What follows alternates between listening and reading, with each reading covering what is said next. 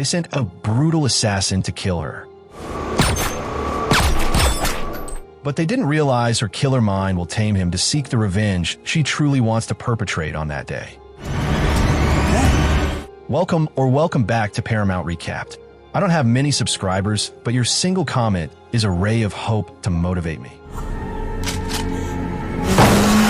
So the movie kicks off in this massive, super fancy house where a wealthy guy named Had is hanging out with his much younger wife. Everything seems normal at first, just a rich couple enjoying their luxury life, until their dog suddenly starts barking like crazy. The barking won't stop, and both Had and his wife start getting a weird feeling like something isn't right. Annoyed by the noise, the wife snaps at one of the servants and tells her to take the dog outside. Now here's where things take a dark turn. As soon as the servant steps outside with the dog, she's ambushed and killed by someone lurking nearby. Turns out this isn't some random attack. The killer, some guy named Daniel, is a professional assassin who was actually hired to take Had out. After taking care of the servant, Daniel heads inside and kills both Had and his wife without hesitation. Daniel isn't just some low-level hitman. He's a top-tier assassin known all across Europe. Had was his main target, and he made sure to clean up the mess afterward. To get rid of the evidence, Daniel sets the mansion on fire before making a quick escape into the night. Then the scene switches to a fancy boarding school in Switzerland, where we meet Ella, Had's only daughter. At this point, she's completely clueless about what happened to her dad. She's just going about her day like any normal student. Meanwhile, in another part of the story, a different assassin named Lucas gets a new job. He's been hired to kill Ella, but before he actually does anything, he decides to learn a little more about who she is. That same evening, a staff member from the dorm goes looking for Ella to break the news about her father's death. But when he gets to her room, Ella's roommate lies and says she's in the library, even though Ella is actually hiding behind the door, eavesdropping. After the staff member leaves, thinking he'll catch her later, Ella sneaks out.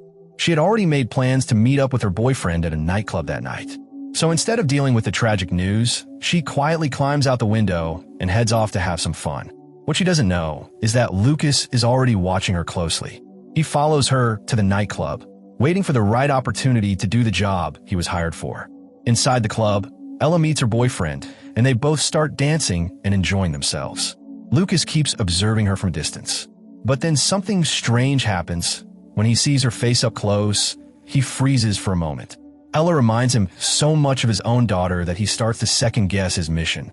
Just as things are getting intense, another assassin shows up and tries to shoot Ella. But Lucas acts fast and takes the other guy out before he can do any damage. A shootout breaks out inside the club. Turns out, Ella is somehow involved in a dangerous game, like a deadly contest, where the last person standing wins $1 million. Lucas manages to grab Ella and her boyfriend and gets them out of the club. He finds a car, and they take off, try to lose the other assassins chasing after them. At one point, Lucas causes one of the enemy cars to crash, then steps out to handle the rest. But while he's distracted, Ella and her boyfriend make a run for it. Not long after, Lucas finds him again and drives up to Ella. He tells her straight up that people are after her, and if she wants to stay alive, she has to trust him and go with him now. Her boyfriend's suspicious of Lucas and tells her not to go, but after thinking about it, Ella decides to take the risk and joins Lucas. As they're driving, she starts asking questions. She wants to know if all this craziness has anything to do with her dad. Lucas doesn't respond at first. He just stays quiet. Then she wonders why they can't just call the cops. Lucas finally explains that most of the police in the area are corrupt and are actually working for the people trying to kill her. The next morning, they're still on the road. Lucas pulls into a parking lot before switching vehicles. He tells Ella to duck down so the cops nearby won't see her. While she's hiding, she notices Lucas has a syringe, making her think he might be hooked on drugs. They switch to a different car and keep moving. Lucas explains that they need to leave the country fast, and there's a border route just a few hours away. As they drive, Ella opens up about how much she hated her stepmom and stepdad. She talks about how her dad used to be deep into drug trafficking across Europe and how that might have led to her biological mom's death. Now, because of his shady past, her life's in danger too. She asks Lucas if he's actually a drug addict. Lucas admits he is. She also wants to know more about him, but before he can answer, they approach a police checkpoint. He tells her to be quiet until they pass through. Once they're clear, Lucas starts telling her a bit about his past. He used to be a sergeant in the army. After losing all his friends in battle, he spiraled into depression and addiction, and his whole life fell apart. Meanwhile, over in England, we're introduced to another key player, Richard. He's watching his son practice archery, clearly trying to raise a cold, tough kid. Richard used to be business partners with Had, but things went sour when Had threatened to report all their illegal activities to the FBI. So Richard hired a bunch of hitmen, including Lucas, to wipe out Had's family. A crooked FBI agent named Gina shows up to give Richard an update. She confirms that Had and his wife are dead, but she also tells him that Lucas betrayed them by taking Ella and disappearing. On top of that, Had managed to steal all of Richard's money before dying. Richard is livid and orders Gina to track them down, kill them both, and recover the stolen money. After she leaves, Richard goes to a warehouse behind his mansion where he's training a vicious dog to attack people. He throws a civilian wearing protective gear into a cage, and the dog mauls the poor guy to death, much to Richard's satisfaction. Back to Lucas and Ella. They've now made it to France. Lucas takes her to an empty house that used to belong to a friend of his who died in combat. While they're there, Lucas calls Richard, demanding to know why Ella has to die when it was her father who betrayed him. Richard calmly explains that killing Ella is meant to send a message to his other partners. Betray me, and this is what happens. Richard even tries to bribe Lucas to finish the job, promising him a huge payout. But when Lucas refuses, Richard threatens to go after his real daughter instead. Now Lucas is stuck in a tough spot. Does he protect Ella or save his own family? Lucas then lets Ella out of the car trunk where she'd been hiding and brings her inside. Ella asks to use the bathroom and finds a phone lying around. She secretly calls her dad's number, but instead of her father, Gina picks up. Gina tells Ella that Lucas is actually the hitman hired to kill her and that she needs to send her location right away if she wants help. Ella, now full of fear and confusion, sends a location and goes back to Lucas. She nervously asks if he really was planning to kill her. Lucas admits that yeah, that was the plan, but after meeting her and seeing how much she reminded him of his own daughter, he just couldn't do it. Terrified, Ella bolts and runs away. Lucas chases after her in his car, trying to convince her that he won't hurt her. He tells her the truth about her dad being dead, and although Ella had a rough relationship with her father, the news still hits her hard. Later, while they're taking a quick break and grabbing something to eat and drink, two of Richard's men suddenly show up and start shooting at them.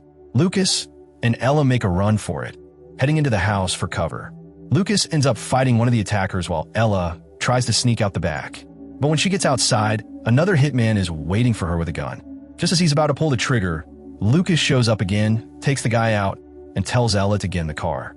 They drive off, and Lucas, bleeding from a leg wound, tells Ella to take the wheel while he tries to patch himself up in the passenger seat.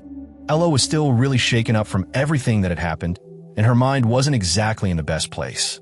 She ended up crashing their car into a road barrier, not because she didn't know how to drive, but because her head was all over the place.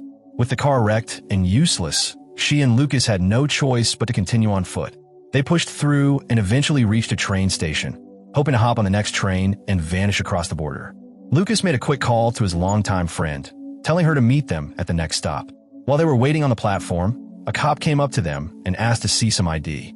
Lucas, thankfully, was already a few steps ahead. He handed over some fake papers he'd prepared earlier, and the cop didn't suspect a thing. He just nodded and moved on. Crisis averted, for now. They got on the train, and not long after, Lucas's friend Susan showed up. Susan wasn't just a friend. She was also a trained killer like Lucas and had been in the game for a long time. Lucas had called her because he was injured and needed help. Susan didn't waste time and immediately started patching him up.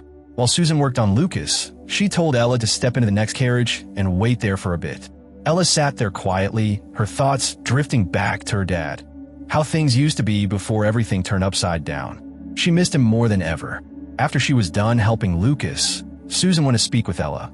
She didn't sugarcoat anything. She warned Ella that Lucas wasn't exactly stable. He had issues with addiction, and his mood could change in a snap. Susan advised her to get off at the next station and run far, far away from him if she wanted to stay alive.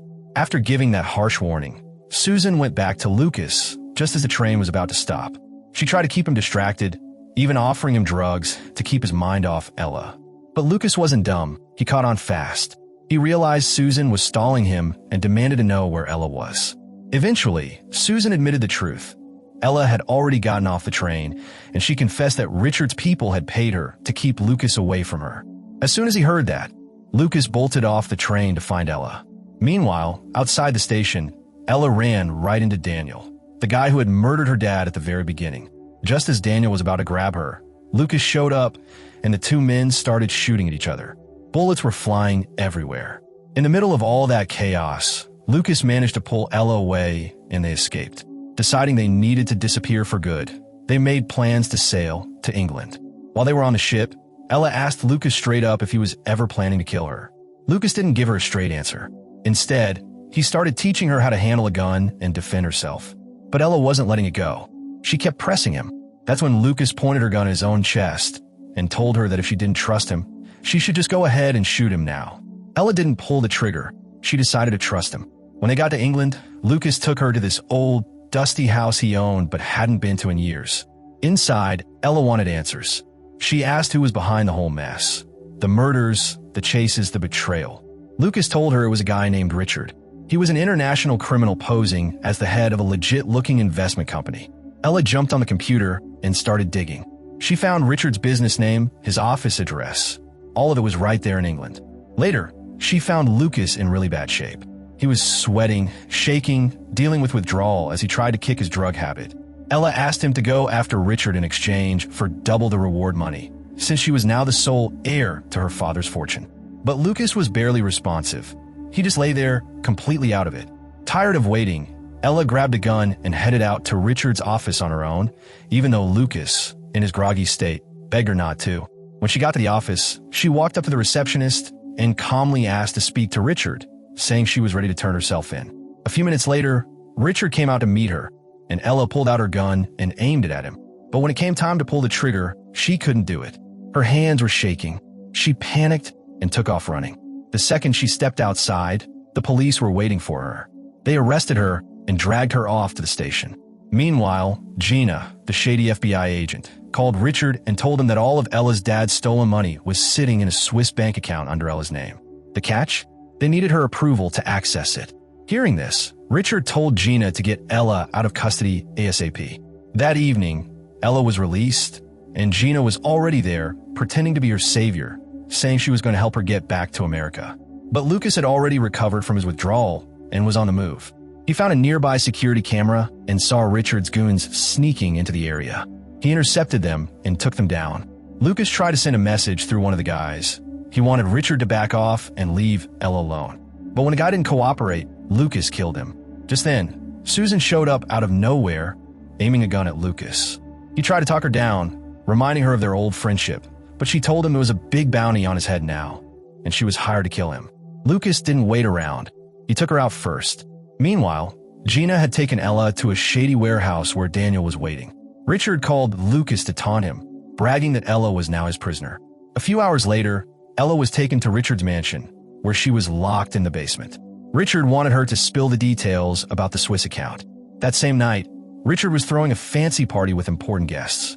Lucas had already broken into the place. When Richard found out, he rushed to get a weapon, but Lucas was already there, gun in hand. Richard started begging for his life and offered Lucas money.